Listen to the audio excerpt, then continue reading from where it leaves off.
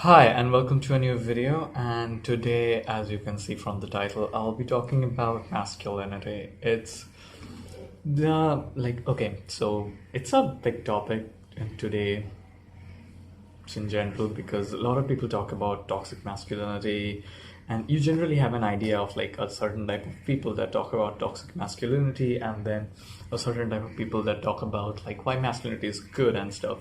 So yeah, so today it's just a general discussion. So what I actually did was I went to Reddit and asked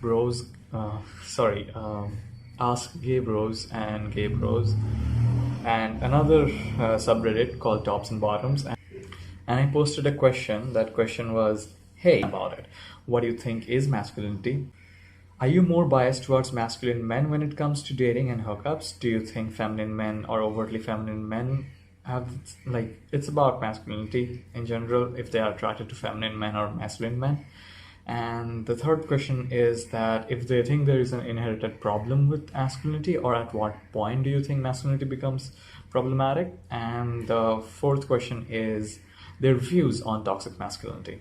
No, so there are a lot of people with a lot of different views here. So let's get started.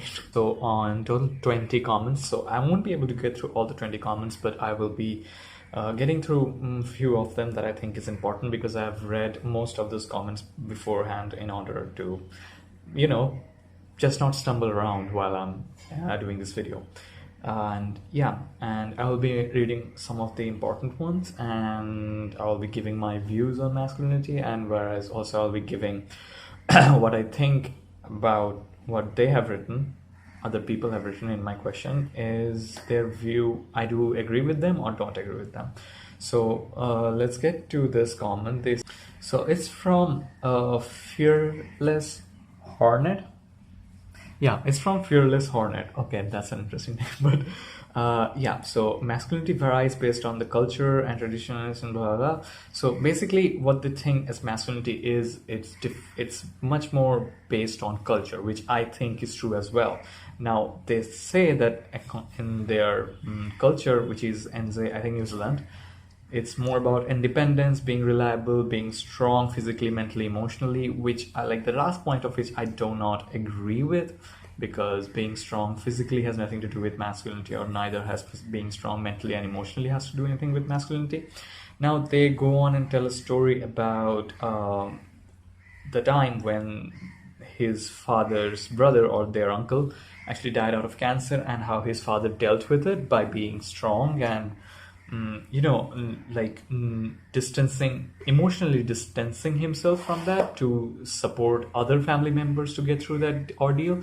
And I think it's a very noble thing to do. I mean, don't get me wrong, it's a very noble thing to do, but is it the right thing to do? Which I don't necessarily think so, because what about like your father's brother died? If your brother died, it's a painful thing to go through. Like, I don't have a brother of my own, but I have a cousin, and if something happened to them, I'll be devastated as well, a lot. Yeah, I don't think that's a very positive representation of masculinity, where emotionally distancing yourself from an act just so that you can support others. Like, supporting others is important, but that's just important not because you're masculine, but that's just important because you want to be a good human being. So generally what they say about their father dealing with all that is actually a trait of good human being and not a trait of good masculinity. A trait of good masculinity would be, while dealing with them, also being able to acknowledge their own pain and maybe share it. They don't have to like start crying because their brother died, because a lot of shit needs to be dealt with. And yeah, but just that's my view. But then again, that's my view, and everyone is allowed to disagree with my views as well. And in the last, they say that I think masculinity is toxic when people try to use it to cover their own problem. I think femininity is toxic in the same way. And I totally agree with that. Masculinity becomes toxic when they try to cover other people's problem, or like cover their own problem. And in the same way, femininity and other traits as well that are not necessarily identified as feminine or masculine can be toxic as well, in that same way, when you try to use that to just hide away from your pain. So there is a common for Hudaticus? Okay, I like that name too. I don't know why my name is so bad in Reddit. I need to change it or something. But yeah, whatever.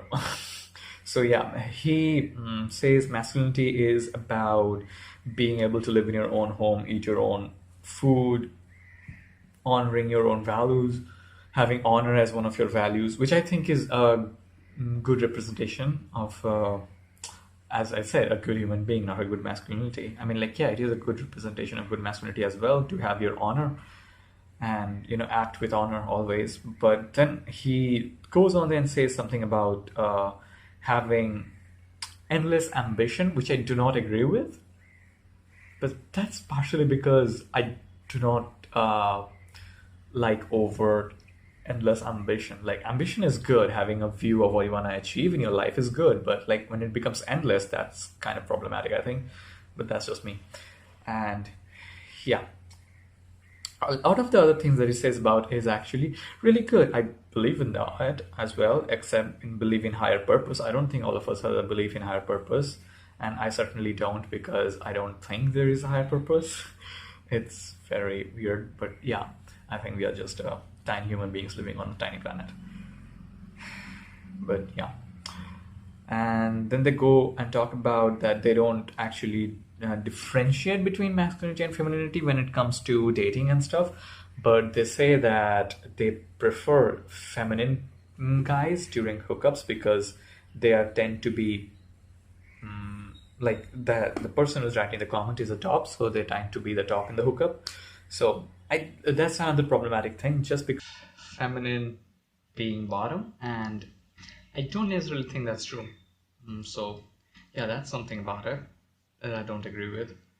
And they don't think there is anything wrong with masculinity. It's a positive thing. It's less like femininity, and they don't acknowledge the existence of toxic masculinity, which I don't think is, which I think is another problematic view, because toxic masculinity kind of exists, like not at the level of what pop culture has you believed, but it does exist actually. So a lot of these have a lot of other views as well. So these are all right 20 comments, and I can't discuss all of them. So I'll put a link in the description below to all the 3 posts that I posted about it, and you can go and check them out. And now that I have gone through few of the comments, I will actually discuss a few things here that I technically believe in. So, masculinity, as someone in the comments actually said, that it's very cultural, and I believe that too. Masculinity is very cultural, like it's a set of belief that those culture think is masculine, so they give the name of that trait as masculine characteristics, but they are just characteristics. Like telling young kids that you shouldn't cry is a bad thing to do, but when they grow up and they exude their characteristics and they are not that emotional about things, and they even when they are like at the verge of tears, they actually hold it back just because they think they're a man, they're supposed to be a man. That's a type of characteristics that in a culture will be prevailed as masculine characteristics. But then there are other positive things as well, like being honest and being able to provide for your family, being compassionate towards other people, and those are masculine traits as well. Just because they are maybe in all the other in few of the cultures not technically said as masculine, quote unquote, and they are said as feminine, because compassion, kindness are usually said as feminine in a lot of other cultures, but they are masculine trait can be if a man exudes that in a positive way. And yeah, if a man exudes that. So it's technically the old belief of masculinity is that it's a cultural thing and a cluster of things and a cluster of cultural characteristics that make masculine traits. But yeah, it's subjected to change. Like if all of the men in the world suddenly start acting really kind and compassionate, then in a generation that will be what masculinity is defined as, right? So there is no specific definition of what masculinity is. Now there are some things that are actually really good about the characteristics that a lot of masculine person exude, like being able to protect yourself from other people, that's a good thing, I would say. Like that's a good thing, right? Yeah. Now, masculinity itself is not problematic because it's just a bunch of characteristics. Now, the bunch of characteristics becomes problematic when some of those characteristics are problematic in itself. So, masculinity in itself is actually not problematic or toxic. It's a bunch of characteristics, or a few of the characteristics that are prevailed as that are said to be masculine are problematic. Of emotions and other stuff that one of the guys, what was his name again? It was something really weird. Okay, I forgot. That New Zealand guy said that his father suppressed his own emotion to be there for other members of the family, which is actually a good thing if you think about it. But it actually harms you in the long term, being not being able to express yourself. There's a research, and if I can find the research, I'll put the screenshot of that here. That says that like not being able to actually emotionally express yourself actually leads to a lot of harmful behaviors in yourself and depression and anxiety and other stuff. So that's not necessarily a good thing. But then again, I think there is a correlation of why that's more prevalent in men and not women, because being emotionally able to distance yourself is not masculine, it's just a characteristic, and a lot of female can show that as well, right? But a lot of female don't show it. Why is that? Now, I think it is because a research in 2015 said that when men in leadership position actually asks for help, they are considered not leaderly, or they are considered not good at their job in general. Now, you can say, well, a leader is supposed to not ask for help. A leader is supposed to lead, so obviously they won't be considered. If they ask for help, they won't be considered not right for the job. But actually that's not the case, because that should apply to both male and female, right? But that's not the case. If a female in a job, in a leadership position, asks for help, the female does not considered any less likely to be incompetent, but a man is. And I'll put a graph here from that study. I'll put a graph here. And yeah, so being masculine and being able to have a leadership role is actually very much ingrained in the societal views or the cultural views on many culture. So that's why I think men, most of the time, just because they don't want to seem incompetent, do a lot of things that is not specifically good for them, but they do it. Let's talk about toxic masculinity. Now, like catcalling women or catcalling in general, and hitting other people because you can, or just being dominant and doing shitty things like that is toxic. So I think toxic masculinity is just shitty things that men do. That's it. But the thing is that, but then again, I don't think it's a problem with masculinity, it's a problem with toxic behaviors. Like catcalling or hitting other people. A woman can do that as well. And a non-binary person can do that as well, right? They don't as much as the men do. So those characteristics are most generally associated with toxic masculinity, but they are actually toxic behavior. Anyone can do that. And then again, it comes down to the point of men having certain predisposition to certain characteristics which make them much more which make them much more prone to act out these toxic behaviors. So yeah, if you think about it in a way,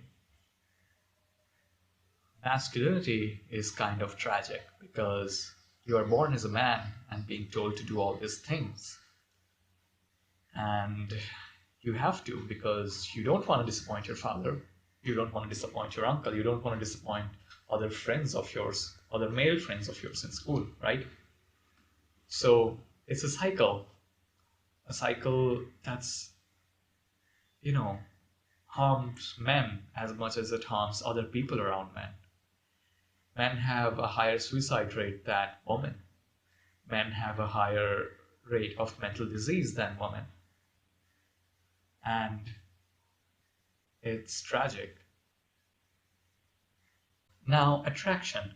I asked the question about attraction, and a lot of people actually evaded that question and not answered that, and that's kind of interesting to me. Well, I and yeah. Now here's the thing. Being attracted to masculinity or masculine men is actually not a crime, it's not a sin, and it's necessarily not a bad thing. You are just attracted to someone who is more masculine, and that's your thing. Or being attracted to feminine men is just your thing, right? Obviously, you are allowed to be attracted to whoever you want to be attracted to.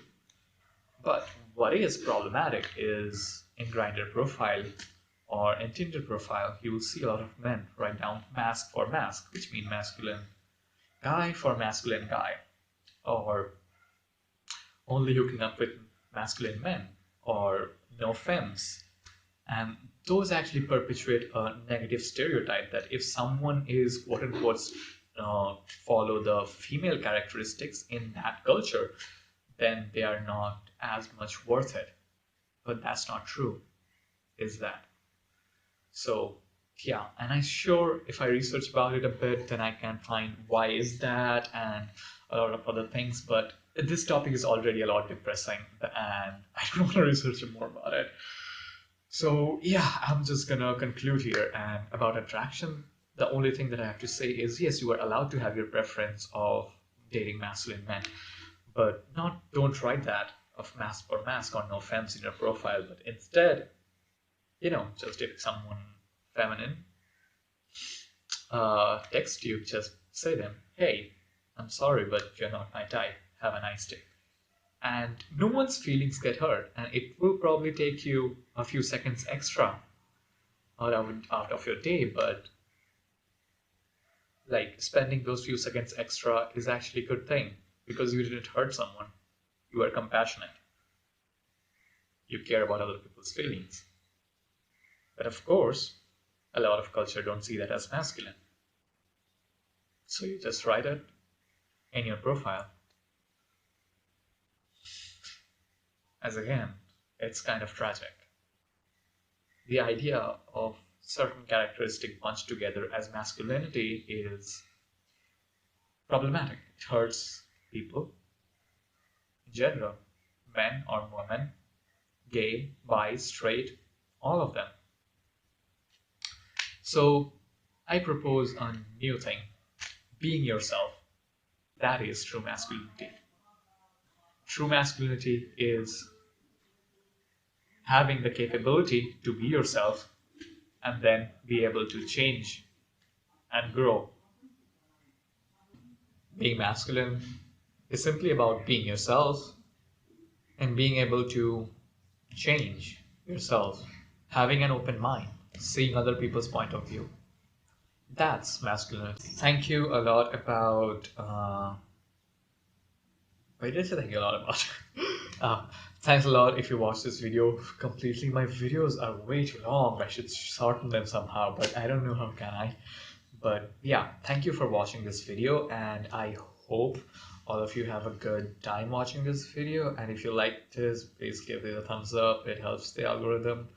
And comment down below, share this video, and all that bunch of stuff. And all of the Reddit posts that I have posted and mentioned will be linked in the description below. And yeah, my Instagram is down below. You can follow me there. So yeah, bye.